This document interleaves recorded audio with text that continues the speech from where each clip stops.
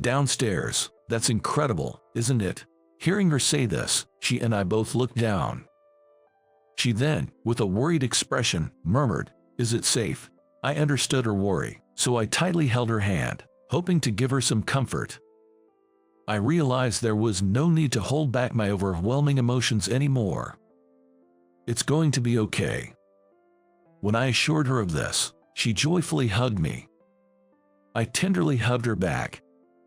It took quite a long time before I could hold her in my arms like this. Feeling the love transmitted skin to skin, I knew this was the moment I had been longing for. My name is Mike. I was born into a typical family, living with my mom and dad.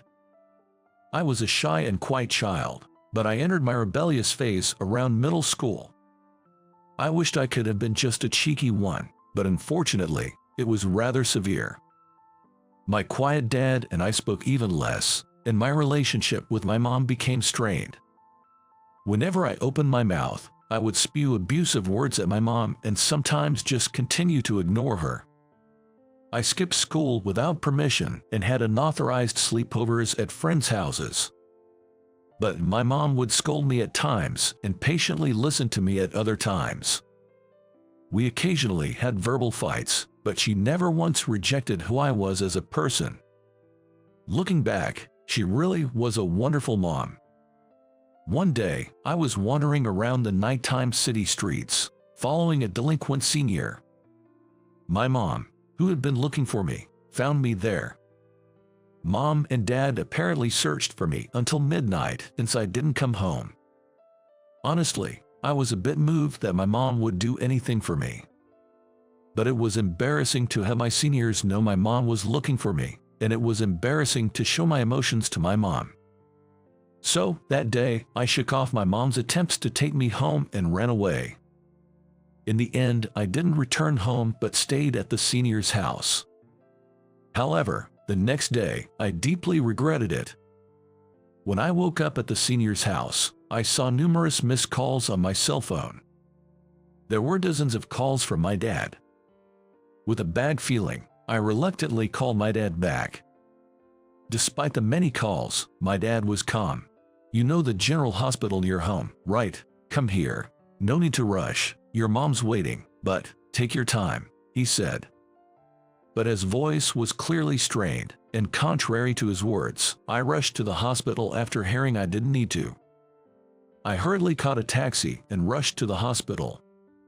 My mom was sleeping, covered with a white cloth. It seemed she was hit by a drunk driver on her way back from looking for me.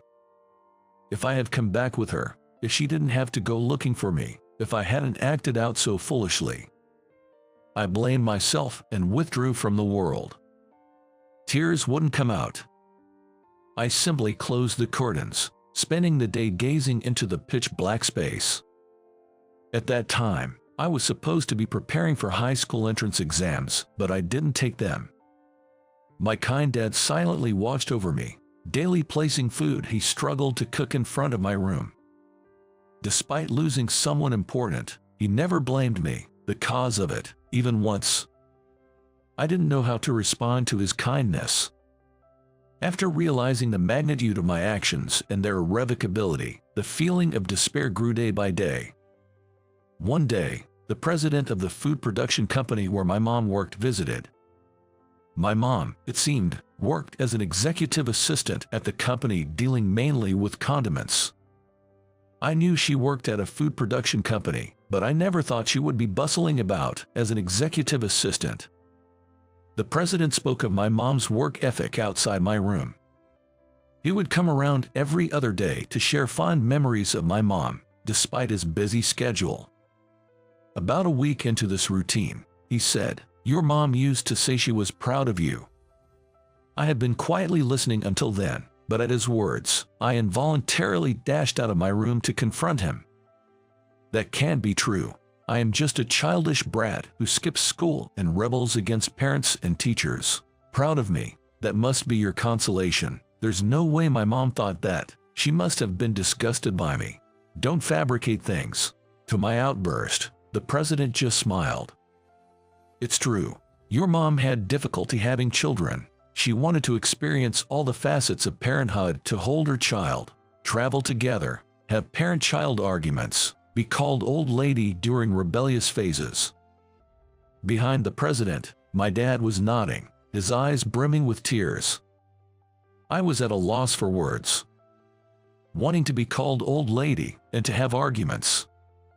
When I asked, "Is it okay if I go through a rebellious phase?" your mom said, "Rebellious phase is just expressing oneself to the parents, right? Experiencing the assertions of a child is something only a mom can truly understand and face directly. Of course, the good times are important, but I also want to experience those troublesome times. Experiencing that is a parent's privilege." I was recalling my mom. She was talking about you just a bit before the accident occurred, mentioning you are in full-blown rebellion phase. But experiencing such things makes me feel that he has grown. My son lets me experience various things as a mom. He truly is a son to be proud of. That's what your mom said, with a smile on her face. For the first time, I understood my mom's deep love for me, and I couldn't stop my tears. I crouched, weeping, comforted by the president in front of my room. My dad was also there, watching over me.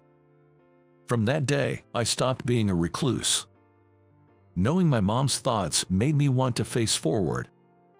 Invited by the president, I started working at a subcontractor factory of his food production company.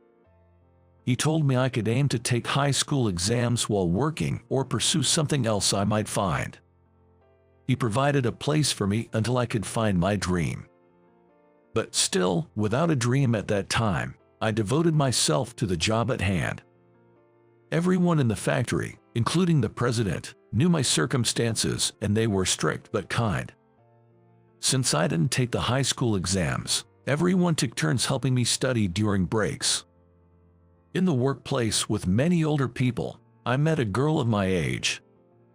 Her name was Hannah. Hannah, 2 years my senior, also didn't finish high school. Coming from a poor family, she gave up her education to work so her younger brother could study. Despite being only 2 years apart, Hannah worked so hard. Even though her circumstances were far from ideal, Hannah always remained cheerful and positive, never showing any sign of bitterness or defiance. She often lifted my spirits. 3 years after starting to work in the factory, Hannah made a proposal to me. "I'm not great at studying, but you, Mike, you pick things up so fast, don't you? Why don't you try taking the high school equivalency exam? I'm sure it'll benefit you in the future." Encouraged by the words of Hannah and by the people at the factory who taught me, I took the high school equivalency exam. And I passed it with flying colors. When I showed the passing notice to Hannah, she beamed with joy.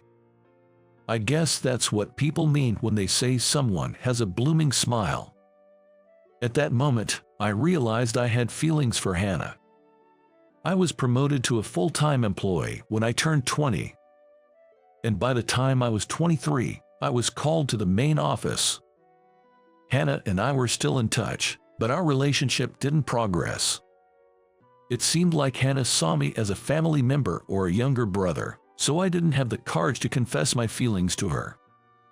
She started attending night high school after successfully sending her brother to college. Actually, having at least a high school diploma was a condition for becoming a full-time employee in this company.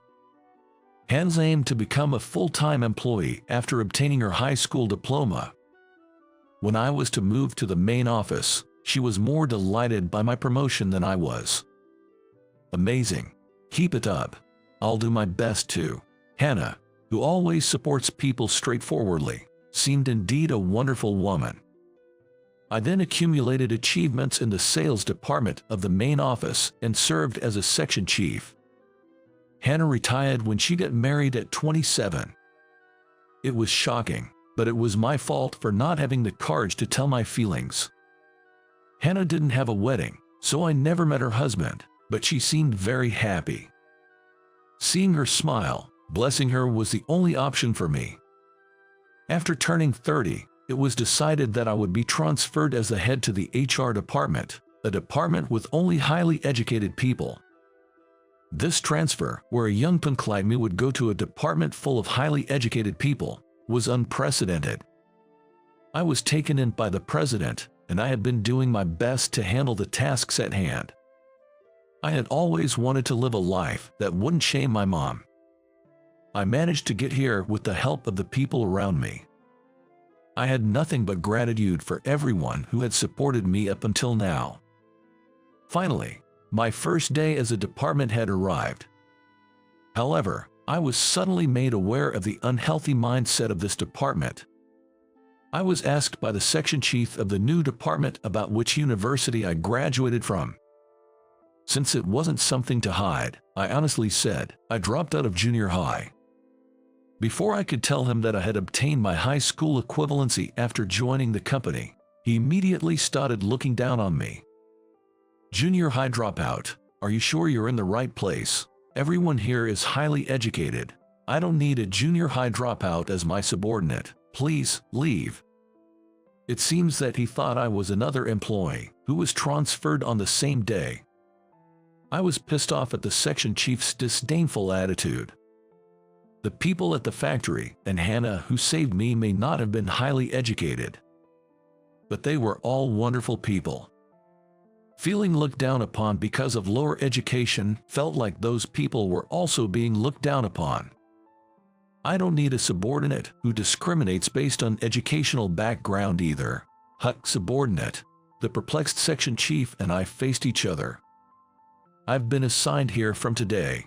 I only had a middle school diploma when I joined the company, but with everyone's support, I earned my high school diploma. I've proven my capabilities, and here, I will be the department head, so I'll be your superior. The color drained from the section chief's face, and he apologized in a faint voice. However, actually, judging people by their educational background wasn't unique to this section chief. In this human recourse department, known for collecting highly educated individuals, many shared a discriminatory view based on educational background, like the section chief. The president himself appointed me as the head of this department, probably for that reason. It seems the president has always wanted to put an end to the discriminatory view based on educational backgrounds within the company. So, even though I joined with only a middle school diploma, he appointed me, having proven my worth, as the new head of the HR department. I want a workplace where capable individuals are recognized, regardless of their educational background, the president told me. From then on, I proceeded with reforms under the president's instructions. Scouting talent for the HR department, irrespective of their educational background, was also part of it. I would identify potential candidates and the president would interview them, and if they had the president's approval, they were welcomed into the HR department. My reunion with Hannah was during one such talent search. I found Hannah, who was supposed to have resigned to get married, in another department.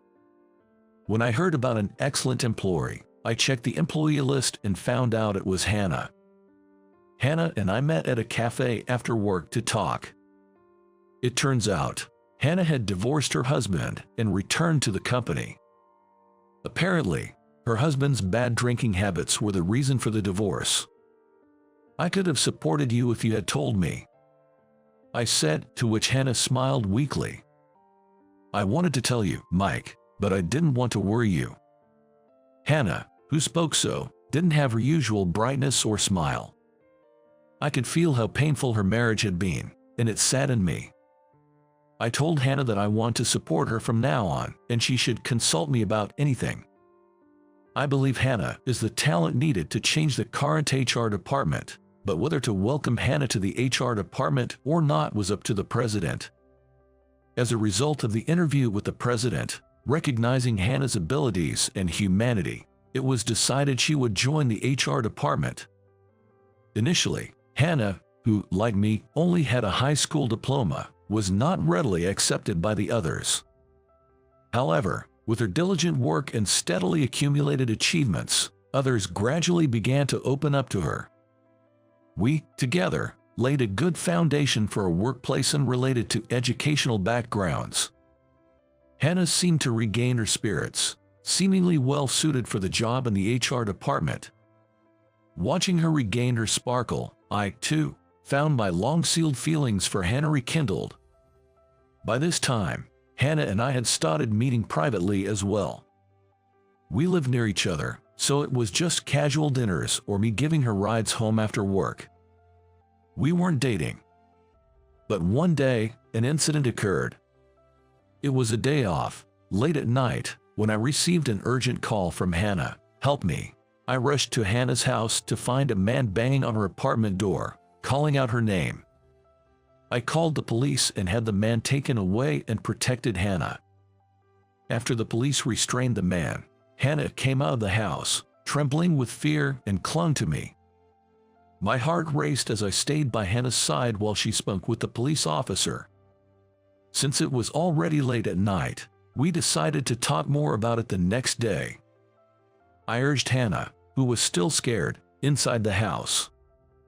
And I adhered to Hannah's wish to stay with her since she was scared. Unexpectedly, due to the incident, I was spending the first night with my beautiful colleague I had feelings for. I was a bit nervous. Hannah began to speak, seeming apologetic. "I'm sorry for dragging you into this. I should have called the police directly. I ended up calling you impulsively." I hurriedly assured her it was no problem. "I'm glad you relied on me. I wanted to be there for you if you ever needed help." We then heard voices from the entrance of the apartment. Looks like onlookers are still around since the police came earlier. Downstairs, "That's incredible, isn't it?" Hearing her say this, she and I both looked down. She then, with a worried expression, murmured, "Is it safe?" I understood her worry, so I tightly held her hand, hoping to give her some comfort.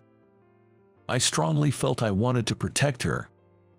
I realized that there was no longer any need to restrain my overflowing affection for her. "It's okay, I'm here." When I assured her of this, she joyfully hugged me. I tenderly hugged her back. Finally, I told my feelings to her that I had harbored for so many years. It took quite a long time before I could hold her in my arms like this. Feeling the love transmitted skin to skin, I knew this was the moment I had been longing for. This is how we started dating. My relationship with Hannah progressed smoothly, and I proposed to her on her 33rd birthday. She nodded, with the same radiant smile as when we first met. For our marriage greetings, Hannah and I went to meet the president and the factory workers. Everyone genuinely congratulated us on our marriage. The section chief, who used to look down on me due to my educational background, has become a good partner at work, and I thanked him again. "Thanks to being underestimated by you, we could build an organization unrelated to educational background, and I could reunite with Hannah." The section chief gave a wry smile to my words. "Please stop. That's my dark past. I've changed my heart. I will never look down on people because of their education again." I couldn't help but laugh at his words. The section chief agreed to give a speech at our wedding. At the wedding, I want to express my gratitude to my parents who raised me, the president who took me in, the factory workers who watched over my studies, and my current colleagues.